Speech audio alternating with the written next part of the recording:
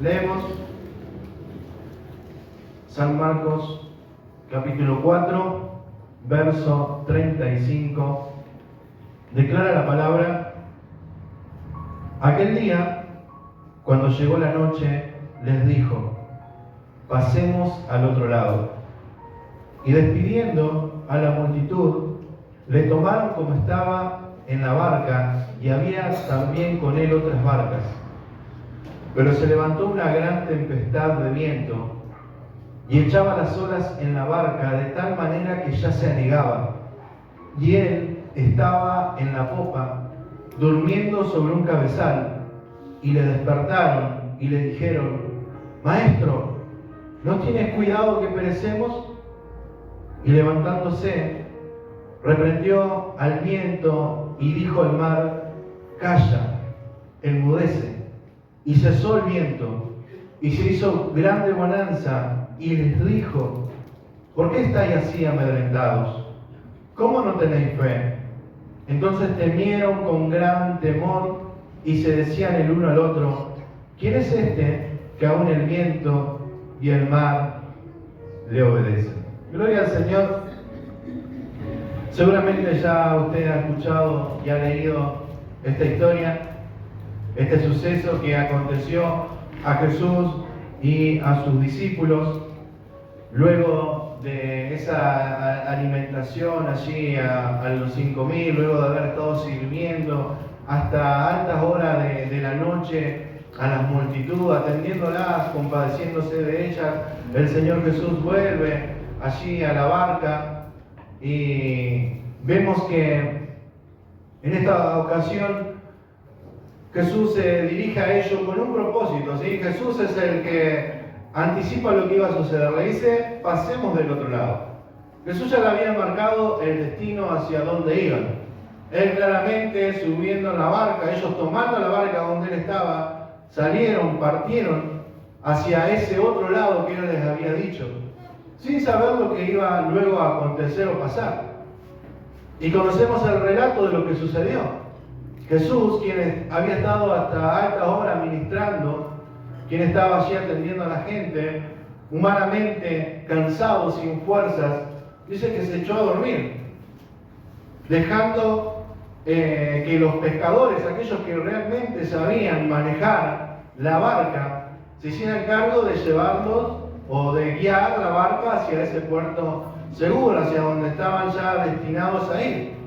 Pero vemos que allí en medio de este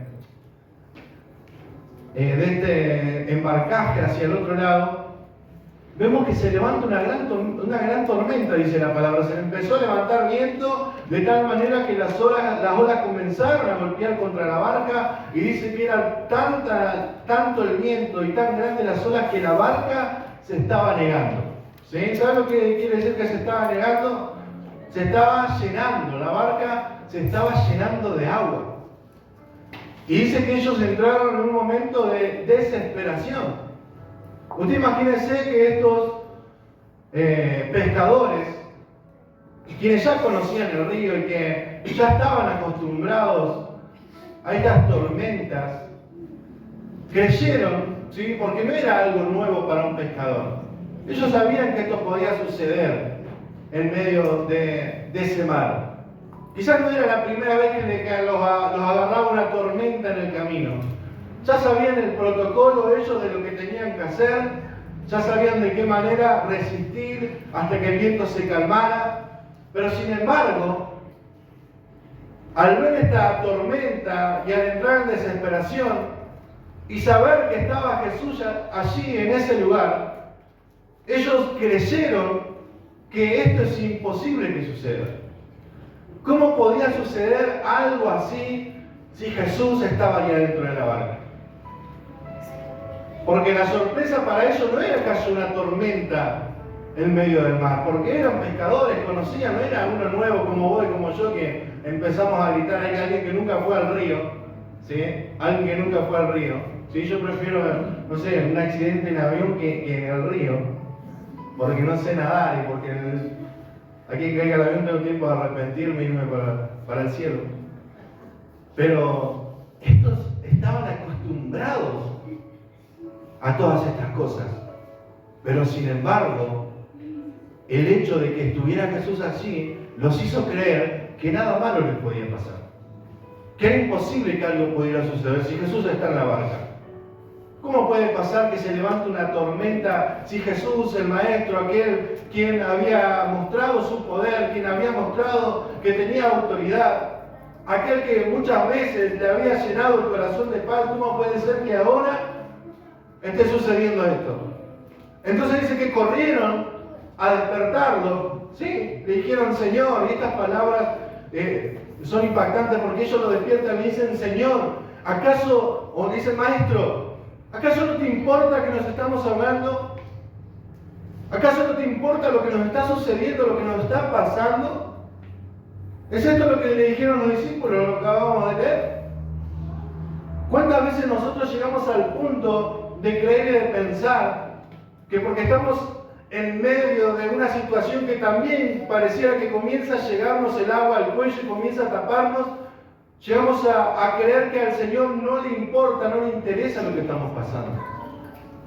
Hay mucha gente que piensa de esa manera, que a Dios no le importa que yo sufra. Muchas veces el dolor duele tanto que nos hace pensar que a Dios no le interesa lo que yo estoy sufriendo, que no le interesa lo que a mí me está pasando, que no me entiende, que no me mira, que no me atiende, que no interviene, que no está extendiendo su mano como lo prometió en su palabra.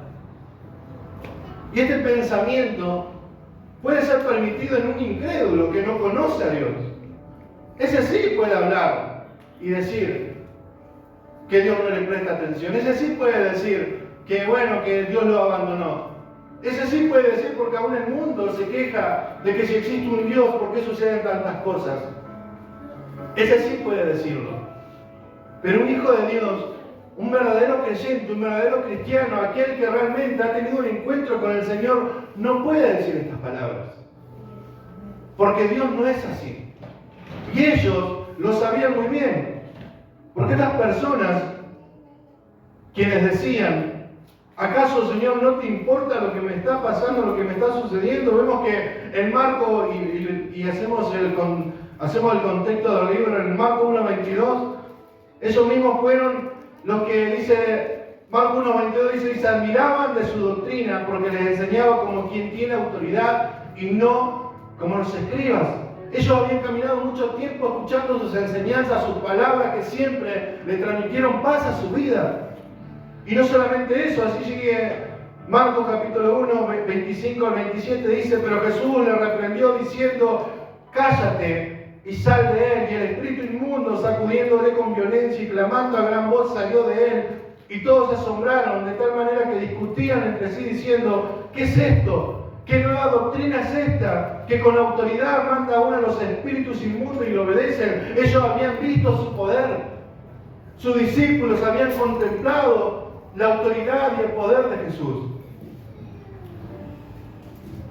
Y para que no fuera poco, ellos también habían visto la compasión de su Señor hacia el necesitado. Dice allí también Marcos 1, al 41, dice, y Jesús, teniendo misericordia de él, extendió la mano y le tocó y le dijo al leproso, quiero ser libre. Ellos tenían fundamentos suficientes ¿para qué? Para no decir lo que estaban diciendo. No tenían motivos para decir lo que estaban diciendo acerca de Jesús. Ninguno de ellos podía alzar la voz o señalar y acusar a Jesús que Jesús no les interesaba. Ninguno. Ni nosotros mismos. Nosotros no podemos enfadarnos, enojarnos, levantarnos en contra de Dios, decirle, Señor, tú te has olvidado de mí. Tú me has desamparado. Tú estás mirando para otro lado y no ves lo que me está sucediendo, no ves lo que me acontece. Tú pareciera, Señor, que estás de brazos cruzados porque no intervienes, no haces nada. Ninguno de nosotros podemos decir eso, porque diariamente vemos la mano y el favor de Dios sobre nuestras vidas. Y hemos sido testigos del poder de Dios sobre nuestras vidas. Ninguno de nosotros es capaz, ni tiene motivos para referirse a Dios o pensar de Él de esta manera. Y ellos tampoco. Pasa que muchas veces, como ellos, pensamos que porque Jesús está en la barca nada malo va a suceder. Pero sin embargo vemos que las cosas malas suceden. Las cosas malas nos acontecen. Veníamos hablando hace un tiempo de Job. Job sí que no había motivo para que le pasara lo que le pasó. Pero las cosas malas acontecen. El mismo Job decía, bueno, así como recibimos lo bueno, recibamos también lo malo, porque todo viene de su mano. Las cosas malas también suceden, acontecen en nuestras vidas. Nadie está exento del dolor. Nadie está exento de la prueba, de la lucha, de la dificultad. Ninguno. Ninguno. Tus años de cristiano no te aseguran que no te va a pasar más nada. Que no, que ya como ya pasé mucho, ya está. Dios ya dijo, ya está, este está preparado para el cielo. No. Vamos a tener aflicción, dijo el Señor. En el mundo tendréis aflicción. ¿O no es así? Lo dijo Jesús. Tendremos aflicción en el mundo, pero confíen, porque yo he vencido el mundo. Así como nos pone en medio del dolor, en medio de la dificultad, del problema, también nos da una palabra que nos transmite paz, una promesa que nos afirma para seguir creyendo y confiando que Él ha vencido el mundo, que Él nos da paz. Nosotros, hermanos, debemos entender que el sufrimiento en el cristiano no es sin propósito. Tiene un propósito, tiene un motivo, porque Dios no hace las cosas porque sí. Todo sufrimiento en el Señor tiene un propósito. Tanto así que la misma palabra nos asegura que todo nos ayuda para bien. Porque hay un propósito de Dios detrás de todo lo que sucede. Y esa es nuestra esperanza. Y es necesario el sufrimiento, sí que es necesario. Es necesario el sufrimiento. Porque por medio del sufrimiento, Dios nos hace ver nuestra fragilidad. Dios nos hace entender cuán frágiles somos. Que sin Él no somos nada. A esa realidad nos empuja Dios. Date cuenta que sin mí vos no sos nada. Somos insignificantes delante de Dios. Le necesitamos. Yo siempre me acuerdo cuando a mí me agarró el dengue. Cuando a mí me agarró el dengue, hermano, y usted ya vio uno y me decía que exagerado que eso hasta que le agarró. Y lo llevé llorando, no voy a decir quién es. Llevé llorando al hospital. Yo sentí que me moría. Y no les cuento ninguna anécdota, era la realidad. Un día me senté en el sol, le digo, Señor, pues no tenía fuerza ni para orar. Señor, no tengo fuerzas para orar a ti. Pero yo sé que tú vas a hacer algo. Y que estás haciendo algo. Como despidiéndome ya con el Señor, nos vemos allá. Porque te lleva a ese punto el Señor por medio del sufrimiento de diferentes motivos, no siempre una enfermedad, son muchas cosas. A una pareciera más grave, a otra no tan grave, pero Dios sabe, ¿no?, a dónde llevarte. Porque por medio del sufrimiento nos enseña a ver nuestra fragilidad. Cuán frágiles somos. Para darnos cuenta que sin Él nada podemos hacer. Le necesitamos. ¿Para qué? Para que tampoco, o mejor dicho, para que dejemos de confiar en nuestras fuerzas y en nuestras obras, en lo que nosotros somos capaces de hacer. ¿Y qué te lleva a reflexionar de esta manera, o a entender o a actuar de esta manera? El sufrimiento. Porque cuando todo va bien, nosotros estamos tranquilos, estamos confiados, porque sabemos cómo resolver las cosas. Porque siempre en nuestra cabeza tenemos un plan B, ya lo imaginamos, bueno, no me va a salir así, tengo otra cosa para hacer, no, todavía tengo esperanza.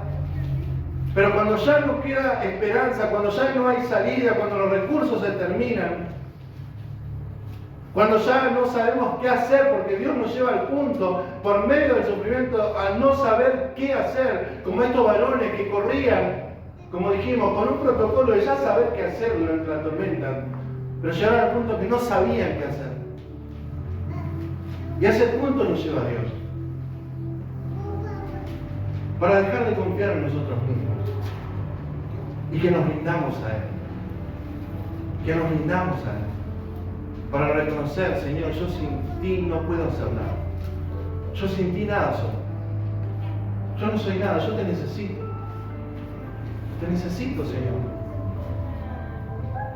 Y muchas veces estas cosas las sabemos, pero nuestro corazón no la entiende hasta que no llega al punto de perderlo todo muchas veces. Hasta que no cae en esa desesperación que te ahoga, como estos varones estaban ahogando allí. Por eso Dios te lleva allí y me lleva allí. No porque es un Dios malo, porque es un Dios cruel que se olvida de nuestro dolor como ellos creían, sino porque nos lleva a ver a dónde nosotros estamos parados.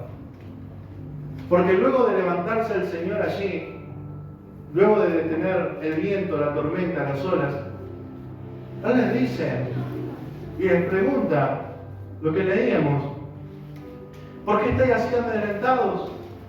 ¿Cómo no tenéis fe? ¿Cómo no tienen fe?, le dijo el Señor. Y ellos quizás, usted imagínense estos varones, llevaban 2 años caminando con el Jesús, casi 3, escuchando sus enseñanzas de primera mano, teniendo momentos íntimos con Él, ahí separados, enseñanzas exclusivas para los discípulos, apartados, comiendo del mismo plato. Ellos podrían estar totalmente seguros en su fe. Ellos podrían haber estado totalmente confiados. Estamos seguros, estamos confiados, somos los discípulos del Señor. Nadie nos puede mover de nuestra firmeza. Nada nos puede hacer doblegar. Estamos seguros de donde estamos parados. Pensaban que había fe en sus corazones. Pero la tormenta, pero la dificultad, pero esta obra de Dios, porque Dios estuvo en medio. No es que Jesús se durmió y se descontroló el mar.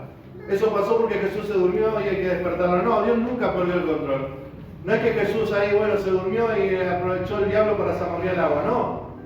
Dios siempre estuvo al control. Jesús siempre estuvo al control. Cuando nos pasa lo que nos pasa, Jesús siempre tuvo el control. No es que nos abandonó y dejó a ver qué pasa si yo no hago nada. No. Él está haciendo algo aun cuando creemos que no está haciendo nada. Él siempre está obrando. Él siempre está haciendo su voluntad sobre nosotros y sobre lo que nos sucede. Y estas situaciones, como estos varones, por mano de Dios, los llevaron a darse cuenta dónde estaban parados, cuál era su fe, en qué estaban confiando, en qué estaban creyendo, cuánto realmente conocían a su Señor. Porque luego de ver el poder dijeron: ¿quién es este? Y habíamos relatado lo que ellos ya habían visto, todo lo que habían experimentado y caminado al lado de Él. Y muchas veces nosotros entramos en esa confianza de creer que porque pasamos muchos años de cristianos y porque hemos visto muchas cosas, nada nos va a mover de la fe. Hasta que viene otra vez la prueba, hasta que golpea otra vez allí la dificultad, la enfermedad. Y hay otra vez el Señor abriendo nuestros ojos. ¿Para qué? Para que veamos dónde estamos parados. ¿Dónde estamos parados? Cuando estamos en medio de la dificultad, ¿dónde estamos parados? ¿Es esto lo que dijo? ¿Dónde está su fe? ¿Dónde está nuestra fe cuando pasa lo que nos pasa? ¿Dónde está nuestra fe allí? Muchas veces tenemos una fe como la que tiene el mundo. Tenemos esa fe para creer que esto ya se va a terminar. Me levanto en la mañana y ya está, este mal no va a durar 1000 años. Vieron que ya ni siquiera versículo decimos, sino frase del mundo. Ya esto va a dejar, ya estoy viendo la salida, ya va a pasar. Y esa no es la verdadera fe. No es fe en que se va a terminar el sufrimiento. No es fe que el problema se va a acabar. No es esa fe que te hace creer que el mañana va a ser mejor. Sino fe en Cristo. Fe en quién es Él. Es eso lo que nos asegura nuestra fe. ¿Quién es Él? Esa es la verdadera fe. No fe en un porvenir mejor. No fe en un mañana mejor, sino en el Dios eterno que controla todas las cosas. Esa es la verdadera fe. Creer quién es Él. Dios no nos está diciendo, crean que mañana va a salir el sol. Él dice, crean en mí. Crean en quién soy yo. Crean en quién soy yo, quién es Jesús. Creer realmente quién es Jesús nos afirma en la fe. En medio de los problemas y las dificultades, Nosotros podemos estar confiados. Usted recuerda así el relato de Pablo en medio también de un naufragio. Se estaba desarmando la barca. ¿Qué dijo Pablo? El Dios de quien soy y a quien sirvo ha estado conmigo. El ángel del Señor. Y eso lo afirmó en la fe. De tal manera que él animaba a los otros. ¿Por qué? Porque él había confiado en quién es Dios. Y nosotros nos pasamos la vida confiando en un mañana mejor. O creyendo que esto es como la vida, que son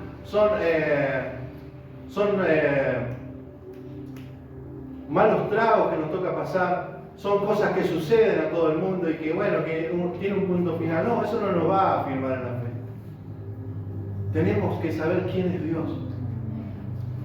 Tenemos que saber quién es Dios, hermanos. Vivimos dentro de una iglesia, vivimos escuchando la palabra, vivimos escuchando quizás música cristiana y muchos de nosotros todavía no sabemos quién es Dios. Y eso se ve cuando viene el problema. No estamos hablando de un conocimiento intelectual, de un conocimiento relacional, personal, íntimo. ¿Quién es tu Dios? ¿Quién es mi Dios?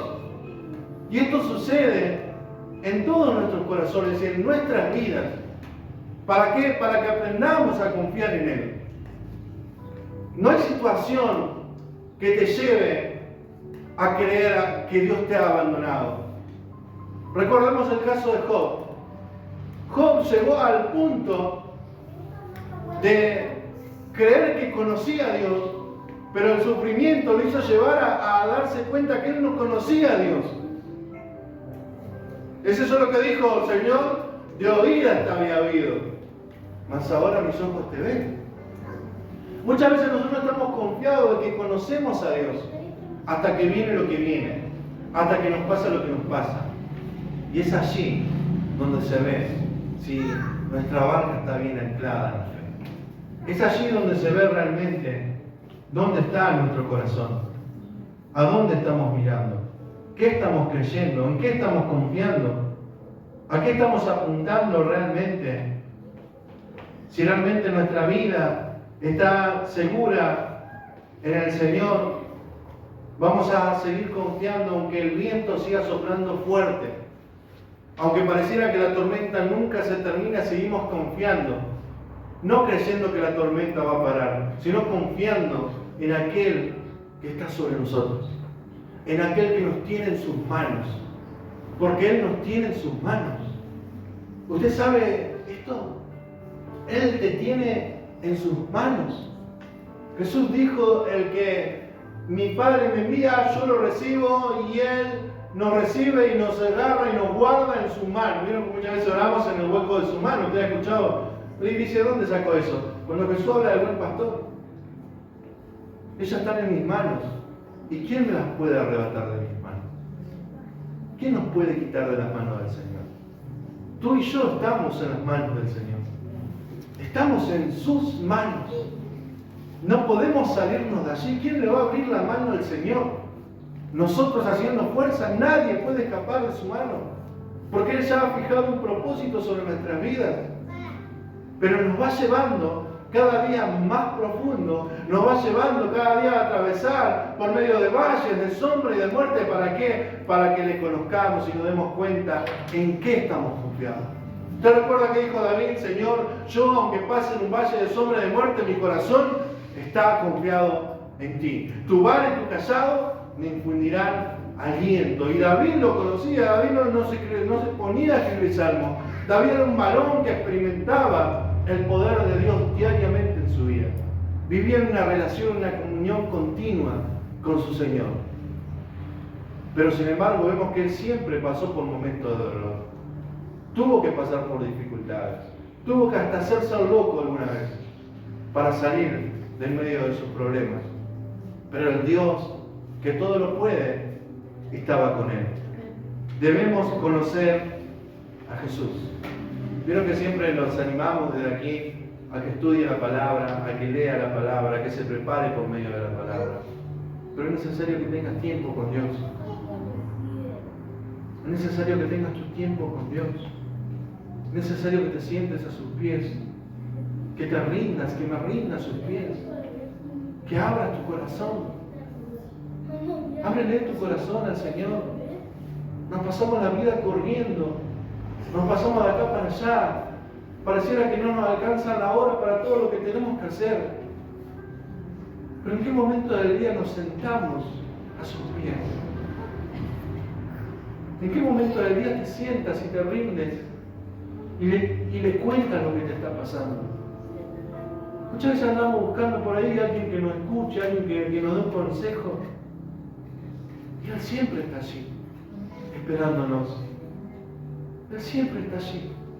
Pero nosotros no vamos, no es que Él no me entiende, no, nosotros no vamos. No estamos yendo. No nos estamos descansando en Él, no nos estamos rindiendo a Él. Como decíamos, Él es aquel a quien aún el viento y el mar le obedecen. Él es quien ha prometido que jamás nos dejará ni nos desamparará. Él es quien dice que está a nuestro favor y no en nuestra contra. Recordemos lo que decía Pablo en Romanos. Él está por nosotros. Él es aquel a quien le importa nuestro dolor. Dios no es indiferente a tu dolor, a lo que te pasa. Dios no es indiferente. Dios, sin embargo, lo usa el dolor. ¿Para qué? Para que crezcamos. Lo usa para nuestro bien. Lo usa para nuestro crecimiento. Lo usa para nuestra madurez. Para que nosotros hoy podamos mirar al dolor de lo que hemos vivido y tomarlo como aguas que pasaron. ¿Usted recuerda que Job hablaba acerca de esto también? Porque todo nos ha servido para bien. Él es aquel que entregó su propia vida por amor a nosotros. Es por eso que nuestros ojos nunca se deben apartar de quién es Él. ¿Quién es Él, hermano? Saber quién es Él, creer quién es Él, te va a asegurar caminar confiado.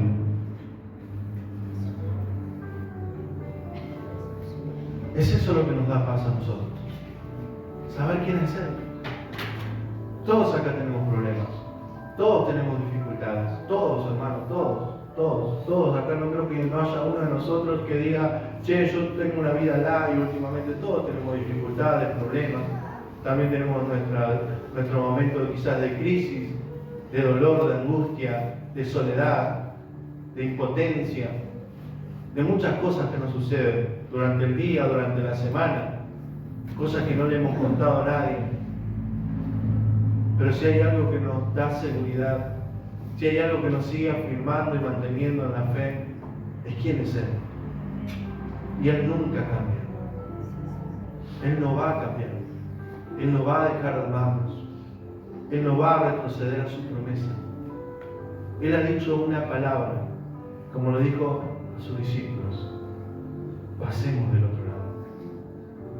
Él nos ha llevado y nos está llevando por el camino de salvación. Y Él nos va a llevar en sus manos hasta el final. Y esa es nuestra seguridad. Lo que Él ha dicho, porque sabemos quién ha hablado. Fiel es el que dio la promesa. Fiel es Él para cumplirlo. Por eso estamos confiados. Pablo decía, yo estoy convencido, mi corazón está seguro de que aquel que comenzó la buena obra será fiel en completarla. El dolor, el sufrimiento no es nuestro fin, no es nuestro final. Estos creían que era su final. Yo le contaba hoy lo que me había pasado, creían que era mi final. Pero no es el final, es el comienzo, donde comenzamos, valga la redundancia, a ver verdaderamente a Dios. Como le pasó a Job. Job creía que era su final. Su mujer le dijo, maldice a tu Dios y muérete, ya no hay nada para hacer. Pero fue el comienzo de una nueva vida para Job. Él comenzó a ver a este Dios verdadero. Él comenzó a ver a este Dios que lo había amado, y no por lo que él había hecho.